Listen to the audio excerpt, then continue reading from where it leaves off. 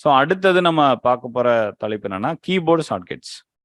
Okay, customise அப்படின்னா என்ன அர்த்தம்? இப்போ எடிட் மெனுவில் நான் போகிறேன். எடிட் மெனுவில் நான் போயிட்டு நான் அந்த பேஸ்ட் இன்டூ அப்படிங்கிற ஒரு விஷயத்தை நான் அடிக்கடி பண்ணுறேன் sir.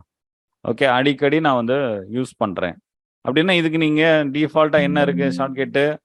Control alt shift plus V அப்படின்னு இருக்குது, சரிங்களா? ஆனால் இது வந்து எனக்கு வேறு ஷார்ட்கட் வேணும். இந்த மேலே இருக்கக்கூடிய இந்த பேஸ்ட் இன் பிளேஸ் அப்படிங்கிறது நான் எப்பயாவது தான் பயன்படுத்துவேன். இதில் வந்து நான் 3 கீ இருக்குது கீழே. அந்த 3 கீ பயன்படுத்துறது எனக்கு கொஞ்சம் கஷ்டமாக இருக்கும். நான் வந்து 2 கீ வேணால் நான் பயன்படுத்தலாம். அப்போ இந்த ஷார்ட்கட்டை நான் டெலீட் பண்ணிடுறேன். பேஸ்ட் இன் பிளேஸ் அப்படிங்கிறத ரொம்ப ரேராக தான் நான் பயன்படுத்துவேன். பட் இந்த பேஸ்ட் இன்டூன்றதை நான் அடிக்கடி பயன்படுத்துகிறேன் அப்படின்னா 3 கீ யூஸ் பண்ணுறது போல 2 கீ யூஸ் பண்ணிக்கலாம். அப்போ கண்ட்ரோல் ஷிஃப்ட் வி, ஜஸ்ட்டு நான் வந்து கண்ட்ரோல் ஷிஃப்ட் வி மட்டும் இங்கே கிளிக் பண்ணிவிட்டு மேலே ரைட் சைடில் போயிட்டு அக்செப்ட் அப்படின்னு கொடுக்கணும், சரிங்க? அவ்வளோதான். அக்செப்ட் கொடுத்துட்டு நான் இங்கே ஓகே அப்படிங்கிற அந்த பட்டனை ப்ரெஸ் பண்ணிட்டேன்னா இது ஷார்ட்கட்டில் எனக்கு ஒர்க் ஆயிரும்.